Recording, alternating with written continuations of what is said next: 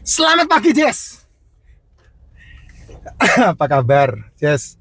Ini saya dapat message ya, komennya dari Ibu Jumiati Bawi. Ini bagus banget nih. Kamu baca deh, Jess. Kamu baca dulu ya. Nah, coba deh, kamu baca deh. Keren banget nih, ya. Puji Tuhan, Pak Jess. Tuhan luar biasa baiknya kepada saya. Pas saya ketemu konten Bapak, saya langsung buka satu persatu. Wow, itu luar biasa, Bu. Kalau benar-benar Ibu buka satu persatu konten saya itu dahsyat loh. Ya, apalagi kalau seandainya akun saya tidak kena mbane ya. Kalau akun saya tidak kena mbane itu ada 8 akun yang sudah kena mbane sama entok-entok gitu.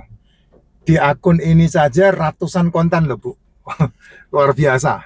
Ya, saya langsung coba lepas obat tensi saya yang sudah setiap malam saya minum. Tensi itu tidak perlu diobati kalau menurut saya. Ya, kalau menurut kamu diobati ya saya tidak tahu. Karena apa? Karena kalau kamu pekerja keras, pemimpin perusahaan, kalau kamu wanita punya anak banyak, kamu punya masalah dengan keuangan, kamu seorang direktur perusahaan, apalagi kamu seorang olahragawan, rajin olahraga, ya rajin lari, rajin exercise, ya tensi udah pasti naik. Nggak mungkin tidak, ya tensi pasti tinggi. Nah kalau nyadar tensi nggak perlu diobati, karena akibat dari ngobat-ngobati tensi itu, kamu pasti minum sendir-sendir yang pakai entin-entin itu nanti ujungnya pasti akan, kalau diterus-terusin lama-lama akan membentuk komplikasi gitu. Langsung coba lepas obat tensi yang setiap malam. Saya minum sudah hampir 1 tahun. Waduh, sayang banget itu tubuhnya. Langsunglah saya ambil keputusan tanpa mikir. Ya, yang namanya tensi, kolesterol itu tidak perlu diobati, Jess. Terus kemudian yang namanya trigliserid itu juga tidak perlu diobati. Yang namanya gula darah itu juga tidak perlu diobati. Karena apa? Karena jalan keluarnya bukan obat, jalan keluarnya adalah pola makan. Ya, jalan keluarnya adalah asupan. Asupan yang sehat akan membentuk tubuhmu menjadi sehat. Ya, karena umur saya masih 36 tahun, wah masih muda banget, wajar kalau tensinya tinggi. Apalagi tuntutan kerjaan luar biasa. Jess, kok setiap saya minum itu rasanya ada Roh Kudus yang berbicara nggak bagus kalau diterus-teruskan. Ya nggak usah Roh Kudus bicara, Pak. Saya aja bicara udah cukup. Ya, Roh Kudus punya pekerjaan yang lebih tinggi lagi urusannya, bukan cuma begituan. Itu karena kesalahan, ketakutan, itu karena kesalahan, ketakutan, kekhawatiran yang berlebih-lebihan itu. Ya, maaf nih. Karena tanpa bimbingan yang benar, dan saya juga mencoba melepaskan obat tensi, tapi hasilnya semuanya menyerang. Ya pasti mah itu akibat dari obat-obatan tadi akan kena ke mah. Nanti makanya kan saya bilang, ya kamu minum penurun gula, lambungmu kena. Kamu minum penurun tensi, lambungmu kena. Kamu minum penurun kolesterol, lambungmu kena. Kenapa ya? Karena memang yang pertama kali bermasalah dalam kesehatan itu adalah lambung, yang berhubungan dengan mulut, eksofagus, lambung, usus, dan pembuangan. Itu udah pintu gerbang dari segala-galanya. Makanya kenapa kalau kamu pergi ke rumah sakit, kamu masukin setiap kamar pasien itu selalu ada obat yang berhubungan dengan lambung di sana. Gitu. Ya, itu dia. Tapi hasilnya semuanya menyerang ya. Sakit kepala tiap hari Pak Jess, dan puji syukur setelah ketemu konten Pak Jess, saya IF 11 makan telur 1 sampai 2 biji, nanti jam 6 sore berhenti makan, luar biasa. Kepala saya pun tidak kambuh lagi. Sakitnya pun hilang, sakitnya pun saya langsung WA Mbak Vira.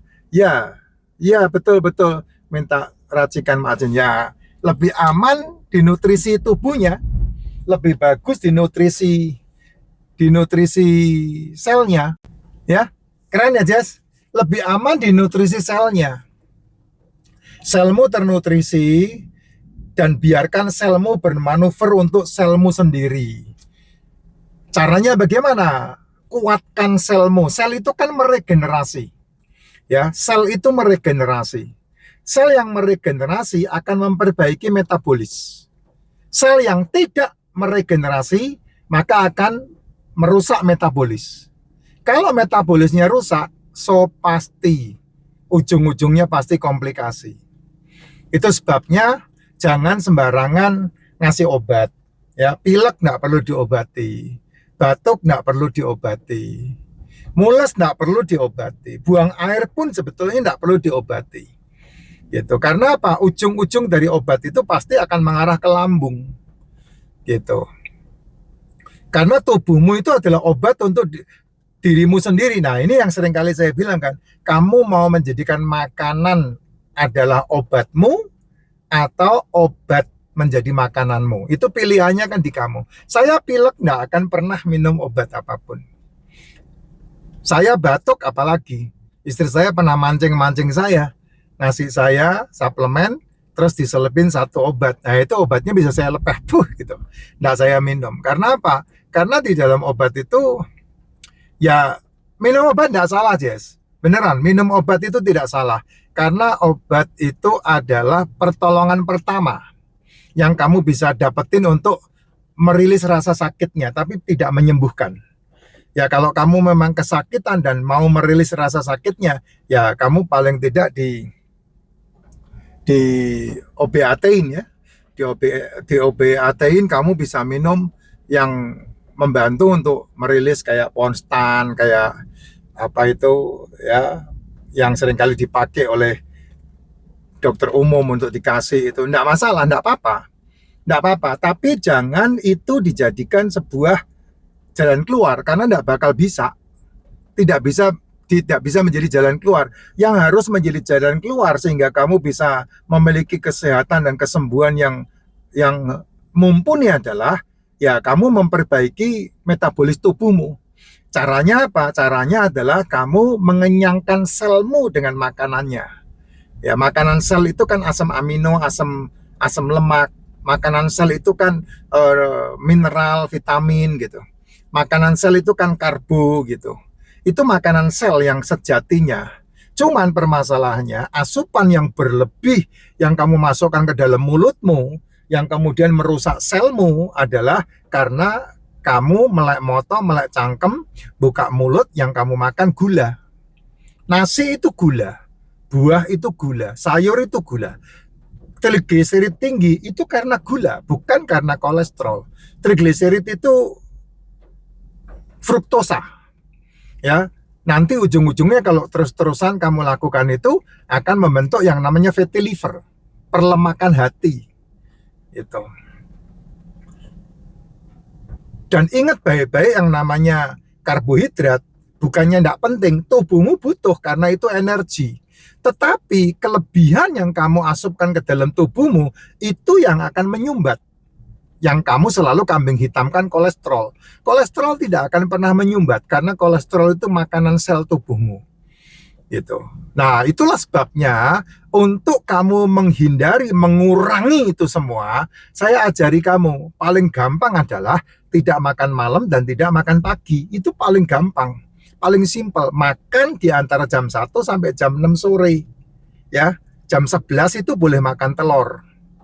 Makan di antara jam 6, jam 1 sampai jam 6 sore, makanan yang bagus untuk tubuh, ya yang paling banyak telur, ikan, daging, dan seafood. Lainnya tambahan aja. Jajanan sepotong, nasi sesendok, itu sayur 1 sendok, itu udah cukup banget gitu. Nah, tapi kalau kamu udah bermasalah dengan metabolik, sudah punya masalah komplikasi, udah punya masalah penyakit tubuh, ya mau tidak mau yang namanya nasi, tepung, gorengan, gula, cemilan, cepulu, cebelas itu kamu harus singkirkan semua. Biarkan tubuhmu mengambil makanan dari cadangan energi dalam tubuhmu gitu. Itu yang paling bagus begitu.